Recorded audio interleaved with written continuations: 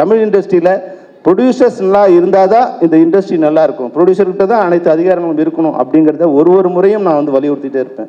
இன்றைக்கி நான் சொல்லும்போது இப்போது ஏற்கனவே வந்து ஒரு மறுசீரமைப்பு விதிக்கு வரும்போது ஒரு சின்ன ஒரு பாயிண்ட் வந்தது.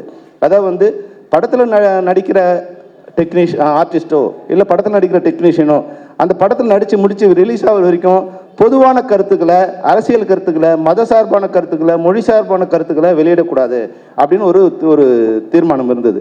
அப்போ வந்த டெக்னீஷியன்ஸு, டைரக்டர்லாம் எதுக்குன்னா எங்கள் சுதந்திர பறிபோதே, எங்களோட இது கருத்தை சொல்லக்கூடாது, நாங்கள் என்ன அடிமைகளா? அப்படி இல்லை விஷயம். நீங்கள் ஒரு கருத்தை சொல்லும்போது அது சரியாக தவறான்னு பார்க்கறதில்ல.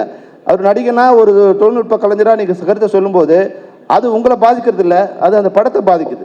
இப்போ ஒரு வகையில் வந்து கமல் சார் ஒரு கருத்தை சொல்லும்போது அது பெங்களூரில் என்ன பண்ணுறாங்க, தக் லைஃபுக்கு நாங்கள் வந்து படத்தை ரிலீஸ் பண்ண மாட்டோம். உடனே இப்போ நம்ம என்ன சகோதரர் சீமான் என்ன சொல்கிறாருங்க, நான் கேஜிஎஃப் படத்தை ரிலீஸ் பண்ண மாட்டேன். இப்போது சினிமாவுக்குள்ளே அரசியல் வராமல் இருந்தால் சினிமா நல்லாயிருக்கும். சினிமா அது தன்னைத்தானே காப்பாற்றுக்கு. நீங்கள் உங்கள் வேலையை பாருங்கள். ஒருவேளை நீங்கள் வந்து அங்கே இருக்கிற கன்னட அமைப்புகள் வந்து கமலஹாசன் சாருக்கு நீங்கள் வந்து எதிர்ப்பு தெரிவிக்கிறதா இருந்தால் மக்கள் நீதி மையம் இங்கே வந்து நான் ஓட்டு போட மாட்டோம்னு சொல்லுங்கள். அதுதான் வந்து சரியாக அவர் அப்போ வந்து சரியாக இருப்பார். ஆனால் நீங்கள் தமிழ் படத்தை ரிலீஸ் பண்ண மாட்டோம், அங்கே இருக்கிறவங்க தமிழ் படத்தை ரிலீஸ் பண்ண மாட்டோம்னு சொல்கிறதும், பதிலுக்கு நீங்கள் எங்களை சப்போர்ட் பண்ணுறதை நினச்சி நான் கன்னட படத்தை ரிலீஸ் பண்ண மாட்டேன்னு சொல்கிறதும் இன்னும் பிரிவினை தான் அதிகமாக்குமே தவிர வந்து அது ஒற்றுமையை வளர்க்காது. ஒருவேளை இங்கே இருக்குன்னு சொன்னால் தக் லைஃப் வந்து கன்னடாவில் ரிலீஸ் பண்ணுவேன், கர்நாடகாவில் ரிலீஸ் பண்ணுவேன் அப்படிங்கிற இது சொன்னால் அது நல்லாயிருக்கும்.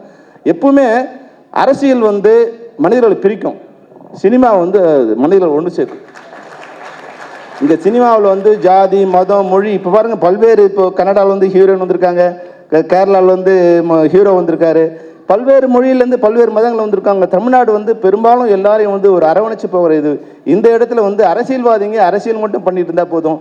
தமிழ் சினிமாவில் ஏற்கனவே நிறைய பாலிடிக்ஸ் இருக்குது, நீங்கள் வேறு பொலிட்டிஷியன்ஸ் உள்ளே வந்துட்டிங்கன்னா இந்த சினிமா இன்னும் மோசமான நிலைமைக்கு போய்விடும். அதனால் எங்களோட வேண்டுகோள் என்னன்னா, குறிப்பு ஏற்கனவே நாங்கள் வந்து நடிகர்களுக்கோ இல்லை மற்ற தொழில்நுட்ப கலைஞர்களுக்கோ ஒரு வேண்டுகோள் கொடுத்துருக்கோம். தயவு செய்து உங்களோட கருத்துக்களை படம் முடிஞ்ச பிறகு நீங்கள் சும்மா இருக்கும்போது இல்லை அரசியலுக்கு போயிடுங்க. மொத்தமாக எங்கள் சினிமாவில் இருந்துட்டு சொல்லும்போது சினிமாவும் பாதிக்குது. அது ஒரு ப்ரொடியூசர் பண்ணும்போது ப்ரொடியூசர் ஒரு தப்பும் இல்லை.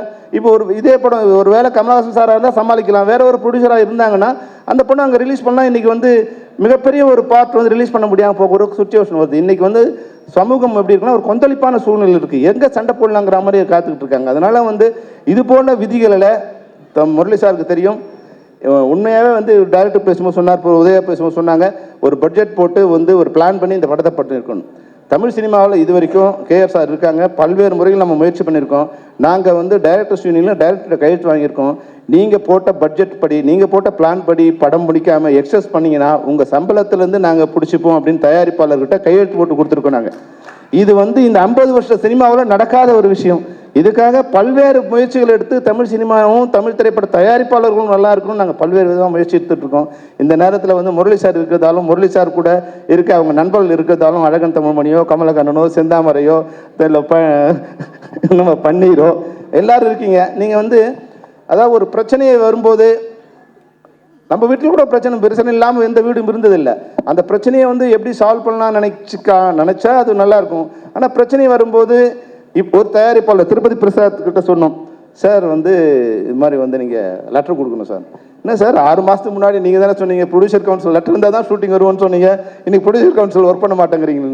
அதே மாதிரி தான் சூழல் வந்து அன்றைக்கி எந்த கட்சிக்காக வேலை செஞ்சு அதே கட்சியால் வந்து கைது செய்யப்பட்டார் அழகப்பன், அது மாதிரி எந்த சங்கத்துக்காக வேலை செஞ்சோமோ அதே சங்கம் வந்து எங்களை பயன்படுத்திக்கல, எங்களுக்கு முரண்பாடான நிலையில் இருக்காங்க, அது சரி பண்ணால் இந்த இண்டஸ்ட்ரி நல்லா இருக்கும்னு சொல்லியிருக்கேன். பல மேடையில் சொல்லியிருக்கேன். இன்னைக்கு முரளி சார்கிட்டையும் வேறு மேடையில் வச்சே சொன்னேன். அன்றைக்கி கேஆர் சார் இருக்கும்போது சொன்னேன், சார் இது வந்து ஒரு சின்ன பிரச்சனை இருக்கும், இந்த பிரச்சனைகளுக்கு வந்து ஆப்ரேஷன் தேவையா இல்லை வந்து சொல்யூஷன் கொடுக்கறது வந்து மருந்து தேவையா நீங்கள் முடிவு பண்ணீங்க. அந்த வகையில் முரளி சாருக்கு இந்த மேடையில் வந்து ஒரு ரெக்வஸ்ட்டு. அதனால் நான் என்ன சொல்ல வர விரும்புனா, எந்த வகையான பிரச்சனையாக இருந்தாலும் உங்களோடு பேசி அந்த பிரச்சனையை சுமூகமாக தீர்க்கவே சம்மேளனம் விரும்புகிறது. அது இந்த மேடையில் சம்மேளனத்தின் சார்பாக தயாரிப்பாளர் சங்க தலைவர் நண்பராக இல்லை, தயாரிப்பாளர் சங்க தலைவராக உங்களுக்கு என்னுடைய வேண்டுகோளை வைக்கிறேன். இந்த மேடையை கொடுத்த நம்ம உதயாவுக்கு என்னுடைய மிகப்பெரிய வாழ்த்துக்கள், நன்றி. ஏன்னா அந்த மேடையை நான் பயன்படுத்துறதுக்கு ஒரு காரணமாக இருந்தது, காலதாமதம் ஆகிடுச்சு, இல்லை நிறைய விஷயங்கள் இருக்குது. ஆனாலும் இந்த படம் நிச்சயமாக உதயா உங்களுக்கு வந்து இந்த படம் வந்து ஒரு சேது போல. அக்யூஸ்ட் வந்து 25 வருஷம் நீங்கள் சொல்லக்கூடாது இப்போ, ஏன்னா அவ்வளோ சீனியராக நினைப்பாங்க. இப்போ தான் நியூ ஃபேஸுங்கிற மாதிரி தான் உங்களோட வந்து